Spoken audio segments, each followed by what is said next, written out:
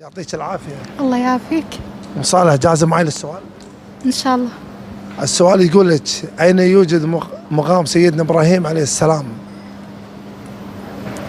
فلسطين. فكري.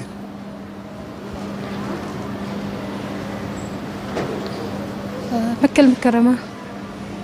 قالت مكة المكرمة وإجابتك صحيحة، ألف مبروك. الله يبارك فيك يا رب. طبعا قدم لك سوق المعلم عدة جوائز، وإن شاء الله الافتتاح يوم السبت وتشرفينهم أنت والأهل، واللي يعز عليك راح يكون عندهم مسابقات وجوائز، وإن شاء الله راح تستمتعون بالافتتاح. إن شاء الله. عليك بألف عافية. تفضلي كلمة حق سوق المعلم. أشكركم على هالشيء وكثر الله خيركم، وعسى الله يوفقكم يا رب العالمين، وإن شاء الله نكون هناك بإذن الله الواحد الأحد.